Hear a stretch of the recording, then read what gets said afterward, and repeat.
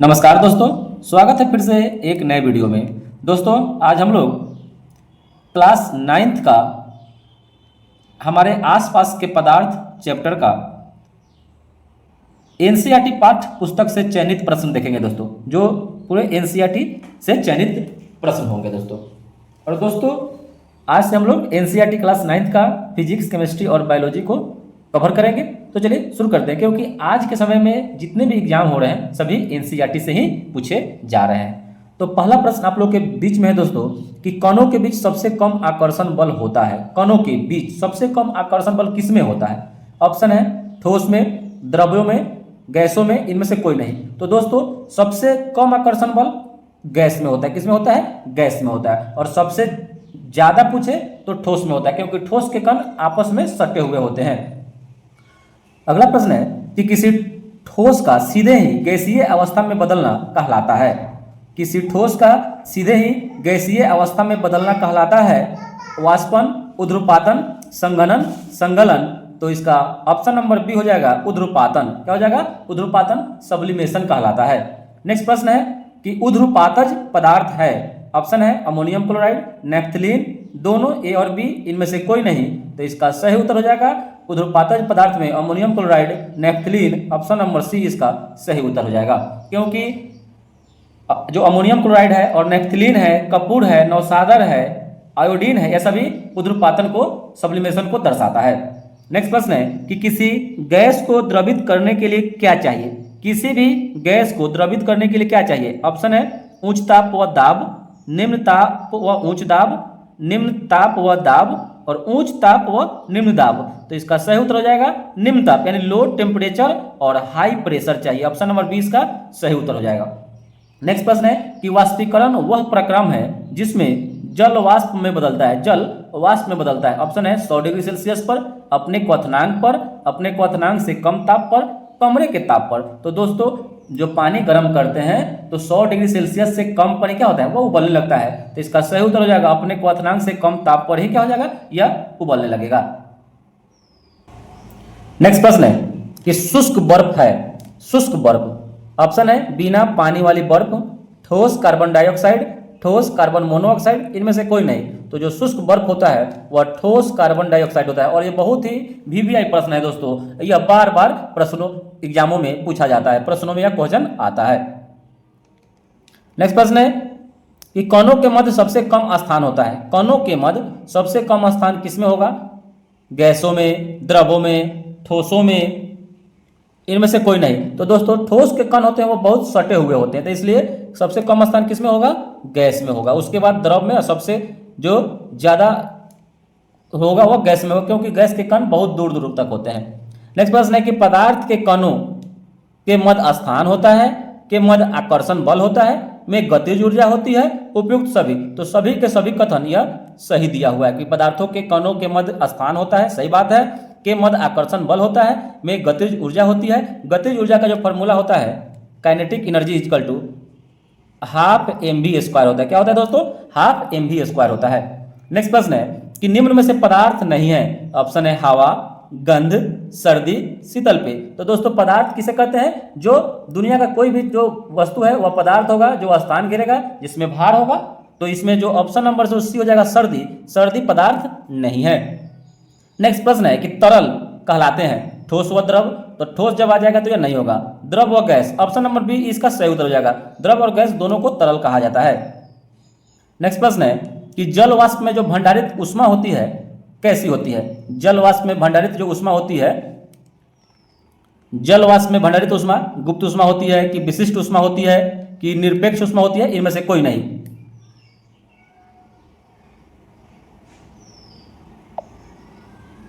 जल वाष्प में भंडारित जो ऊष्मा होती है वह गुप्त ऊष्मा होती है, लेटेंट हीट होती है, लेटेंट हीट। और जो भाप से जलन ज्यादा महसूस होती है, कारण यही है कि उसमें गुप्त ऊष्मा होती है। नेक्स्ट प्रश्न है कि निम्नलिखित में से कौन सा द्रव्य नहीं है? ऑप्शन है वायु, रेत, ध्वनि, बादल। तो इसका जो सही उत्तर हो जाएगा ध्वनि। ध्वनि क्या है? ध्वनि यह एक द्रव्य नहीं है। नेक्स्ट प्रश्न है कि पंच तत्व में शामिल नहीं है। आकाश, पृथ्वी, वायु, विचार। तो आकाश, पृथ्वी और वायु है, लेकिन विचार इसमें नहीं है। क्या है? विचार नहीं है।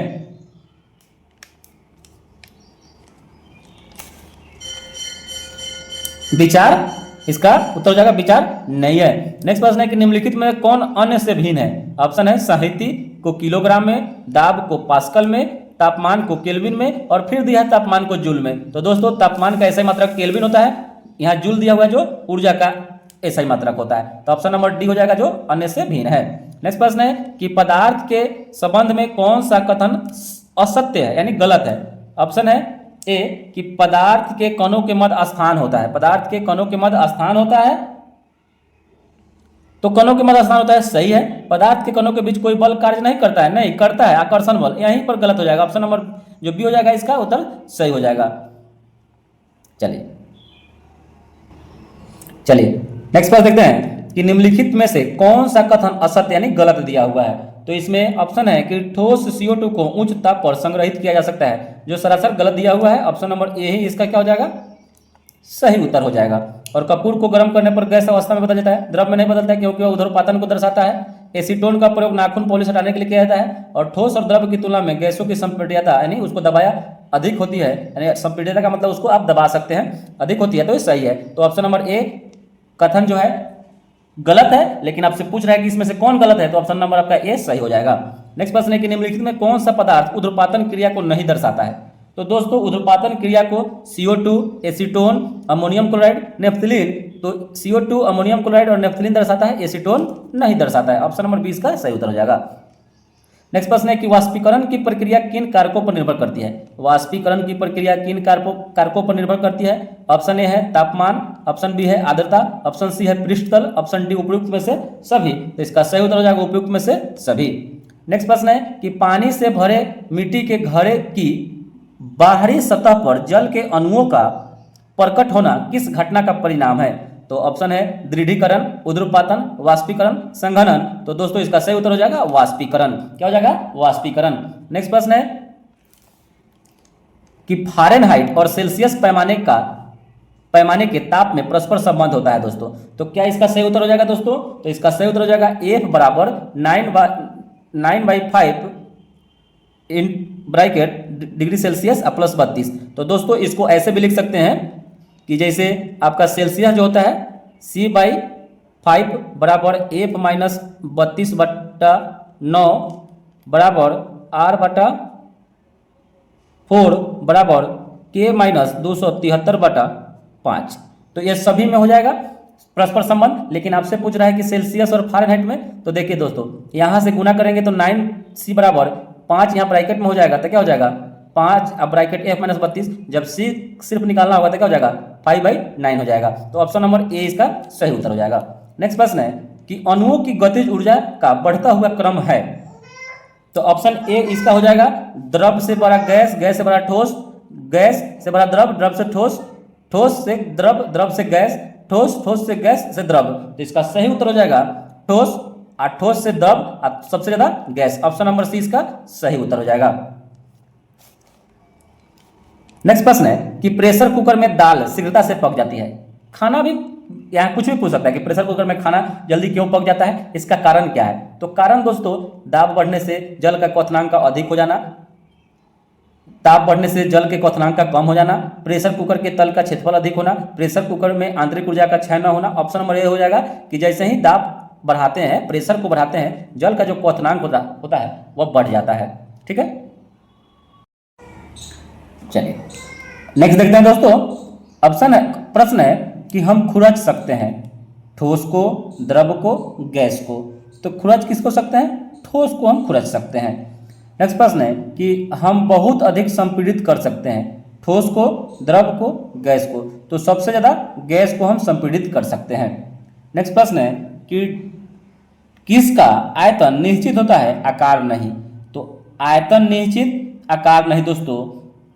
तो दोस्तों आप जानते हैं कि द्रव का जो होता है ना, द्रव का आयतन निश्चित होता है। अगर जिस बर्तन में उसको रखेंगे उसका उसी का आयतन जो हो जाएगा, आयतन में क्या मतलब, जितना वो रहेगा उतना ही रहेगा, लेकिन आकार अगर जिस उस बर्तन में ढांचे में उसको डालेंगे वैसा ही वो रूप ले लेगा।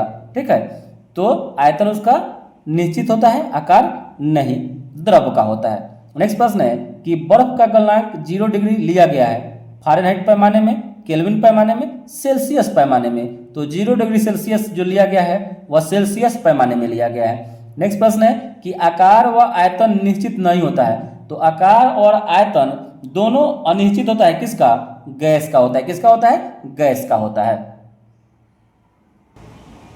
चलिए नेक्स्ट प्रश्न देखते हैं कि रसोई घर में प्रयोग करते हैं एलपीजी, एमआईसी, सीएनजी या सभी। तो रसोई घर में एलपीजी लिक्विफाइड पेट्रोलियम गैस का प्रयोग करते हैं, जो नॉर्मल प्रोपेन और नॉर्मल ब्यूटेन का मिश्रण होता है।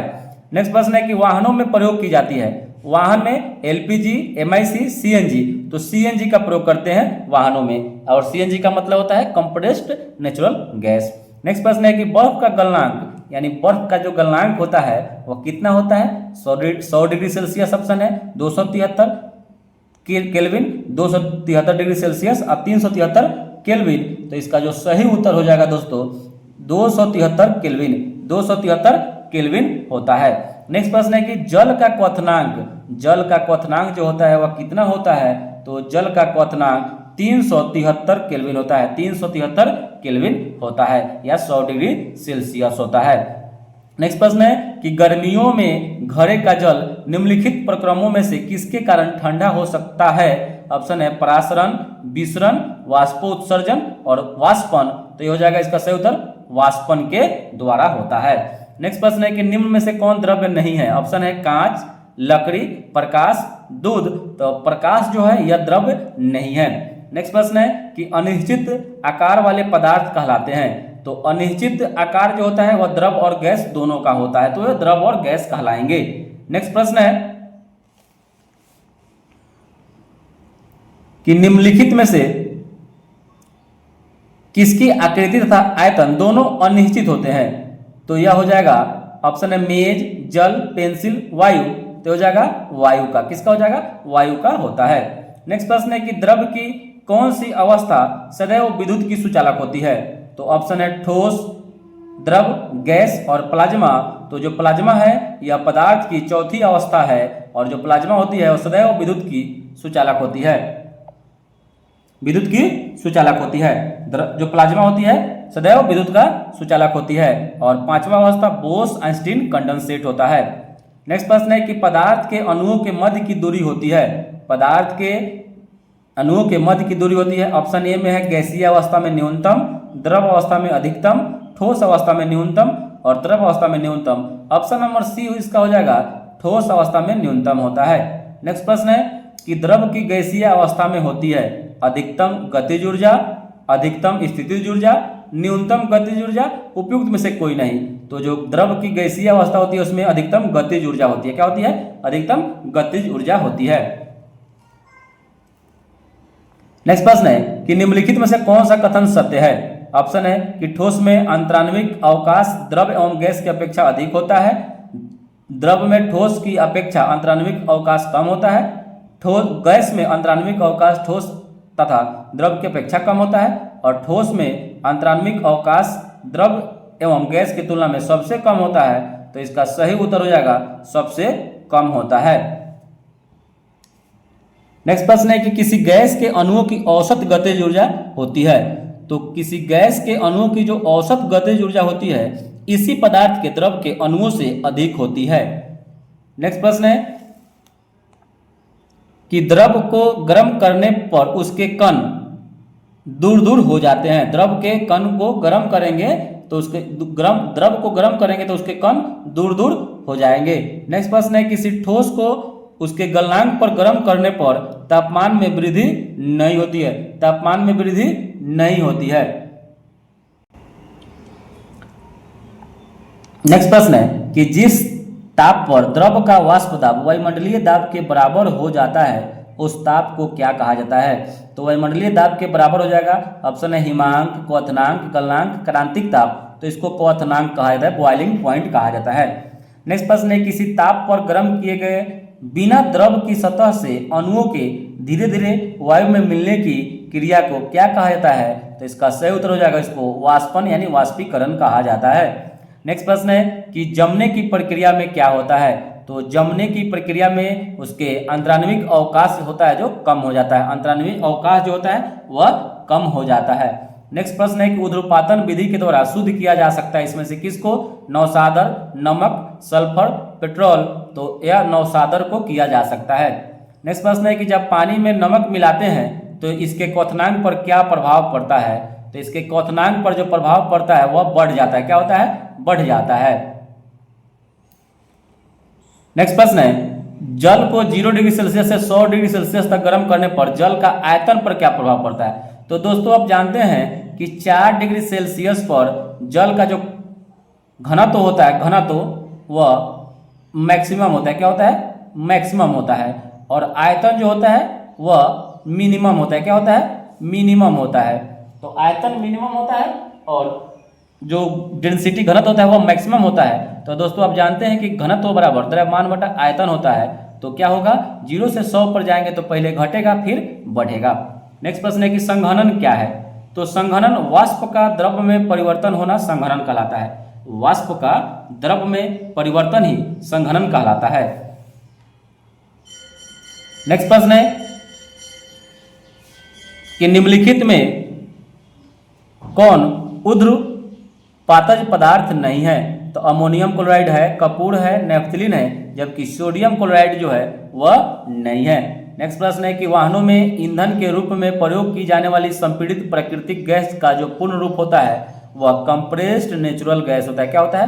कंप्रेस्ड नेचुरल गैस होता है। नेक्स्ट प्रश्न है कि सीएनजी में, बहुत ही इंपॉर्टेंट क्वेश्चन है दोस्तों, कि सीएनजी में मुख्य रूप से कौन सी गैस होती है? तो सीएनजी में मीथेन, जिसको मार्स गैस भी कहा जाता है, मार्स गैस, और यह दलदली वाले स्थानों पर पाई जाती है और धान की खेतों में भी पाई जाती है। ऑप्शन नंबर इसका बी हो जाएगा, CH4। और नेक्स्ट प्रश्न है कि एलपीजी का पूर्ण रूप क्या होता है? तो एलपीजी का पूर्ण रूप लिक्विफाइड पेट्रोलियम गैस होता है दोस्तों।